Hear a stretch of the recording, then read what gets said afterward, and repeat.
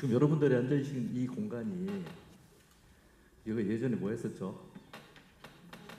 동구청이었죠. 동구청 전에 뭐 했었죠? 원동 국민학교 자리입니다. 이 원동 국민학교가 1906년에 그 대전 본정 공립 심상 소학교로 시작이 돼서 1945년에 해방되고 원동 국민학교, 그래서 1980년도에 학교가 폐지됐습니다. 그 폐지된 이유가 뭐냐면은 학생 수가 없기 때문에 폐지가 됐어요. 학생 수가 없다는 얘기는 인구가 줄어든다는 그런 얘기거든요. 그래서 제가 1983년도에 그때 석사학위 그 논문을 냈는데, 석사학위 그 논문 제목이 대전시 도심권의 설정과 토지 이용입니다. 그래서 대전시 도심권을 설정을 하는데 인구나 교통, 집가 이런 지표를 썼습니다. 그래서 거기 그 논문에 뭘 썼냐면은 원동 국민학교가 폐지되고 인구가 감소되고 도심에 있는 인구가 다른 외부 지역으로 유출돼서 이 지역은 도심의 공동화 현상이 일어난다는 그런 얘기를 이렇게 쓴 기억이 납니다. 지금 이제 그 얘기는 여러분들이 이제 이 장소에 대해서 그 한번 생각을 하고요. 우리가 대전시 같은 경우는 대전시가 시발된 게 대전역을 중심으로 시작이 됐습니다. 1900년 초에 경부선 열차가 개통됨에 따라서 시작되고, 도시는 인간하고 똑같거든요. 어느 지점 인간이 태어나고 그 다음에 또 성장하고 또 어느 시점 되면 생로병사 또 죽습니다. 도시도 마찬가지입니다. 어느 시점에서 생성됐다가 도시가 성장되고 도시가 발달하다가 어느 시기가 되면 또 쇠퇴할 수도 있고, 그 쇠퇴가 다시 또 활성화돼 갖고 요즘 많이 쓰는 얘기로 도시 재생에 의해서 젠트리피케이션이라는 그런 그 계기가 될 수도 있습니다. 그래서 대전시 같은 경우는 좀 이 지역이 그 도시 공간 구조라는 것은 그 쉽게 얘기해서 뭐냐면은 지금 여러분들하고 저하고 이 강당 공간에 앉아 있습니다. 그래서 여기에는 물병이 있고 마이크가 있고 저도 앉아 있고 여러분도 앉아 있습니다. 공간 구조에는 구조물이 있습니다. 구조물은 무인이지만 서로 상호작용을 하고 있습니다. 그래서 이 구조, 이 건물이라든가 도로라든가 이게 어디에 있느냐에 따라서 서로 보이지 않는 인간과 구조물 간의 그 상호작용이 있고 거기에 보이지 않는 질서가 있거든요. 그래서 도시가 발달하고 이 상호작용이 없을 때는 도시가 쇠퇴하는 그렇다고 볼 수가 있습니다. 그리고 대전시 같은 경우는 대전시, 또 여러분들이 예전에 젊었을 때 혹시 데이트를 해서 어디서 만나자고 하면은 목적교 앞에 시기탑에서 만나자고 이렇게 했습니다. 그래서 그 지난번에 목적교에 있는 중앙대파트하고 홍명상가가 없어졌죠. 지금 이제 목적교에 그 이렇게 다리 형상이 있고 그런 이제 추억이 깃든 장소입니다. 그래서 대전이 도시 발달의 성장 축이 대전역을 시작해서 목적교를 건너서 은행동, 80년대, 90년대만 해도 대전에서 가장 번화가가 대전극장통이죠. 대전극장통, 그 대우당에서 시작해서 보면은 쫙 이쪽 끄트머리에서 은행동 거리에서 보면은 시작 이렇게 보면 머리만 보입니다.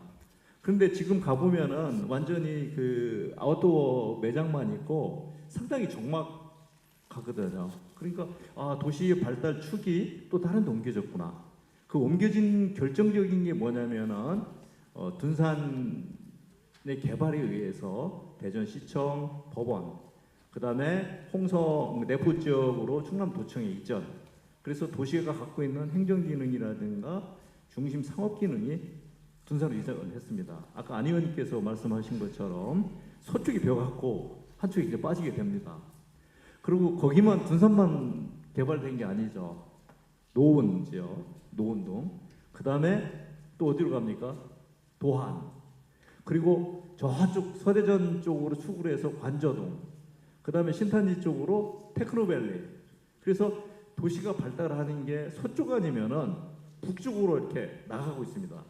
거기다 대고 또 행정중심 복합도시 세종시가 만들어짐에 따라서 도시 발달 축이 계속 지금 북쪽으로 가고 있는 그런 추세입니다.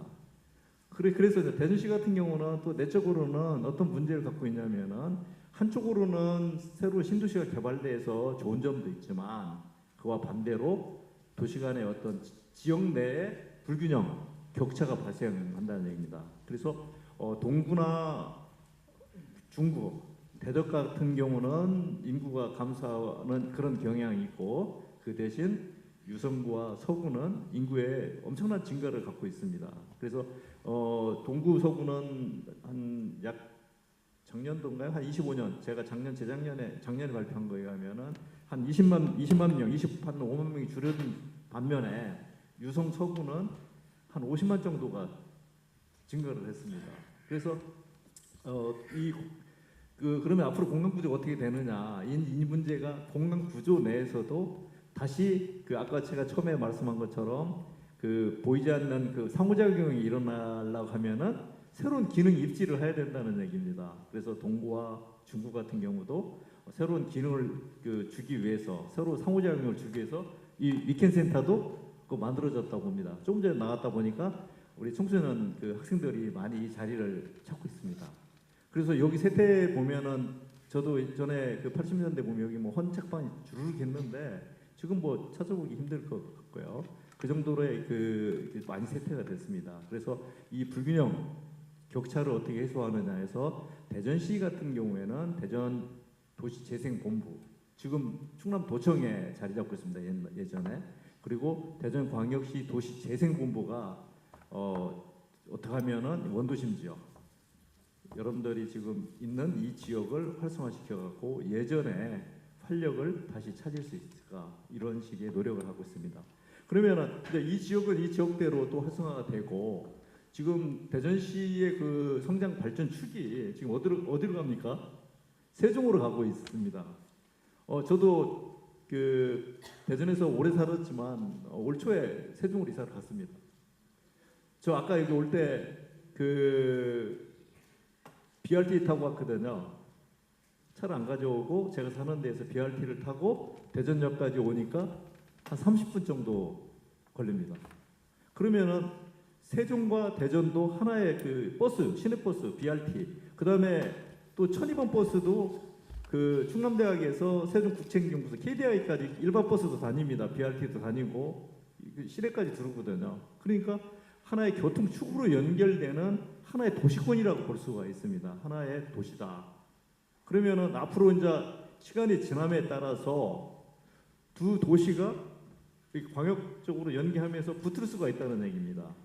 그런데 너무 붙게 되면 어떻게 돼요? 그 중간에 있는 그린벨트 지역, 산림지역이라든가 거기 난개발이 일어나갖고 도시 발달 어떻게 보면은 그게 긍정적인 효과보다는 안 좋은 효과들을 많이 발생할 수가 있죠. 그래서 그런 것은 완충지대로서 지금 억제를 하고 있습니다. 그럼 앞으로 10년, 20년, 30년이 지나면은 그린벨트가 해제되고 하면은 대전과 세종은 하나의 도시라고 볼 수가 있습니다. 그러면은 지금 현재의 대전과 세종을 어떻게 상생 발전시킬 것인가 이것도 큰 과제라고 할 수가 있습니다. 그래서 지금 대전과 세종 사이에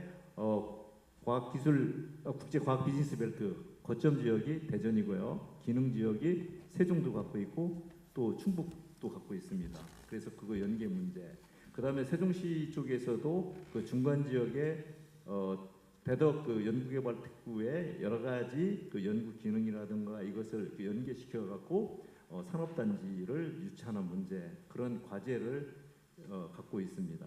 그러면은 아까 첫 번째로 얘기할 때는 대전 도시 내에서도 원도심 지역과 신도심 지역의 격차 문제, 그 다음에 대전 인근 지역, 대전과 세종 간의 상생 발전 문제.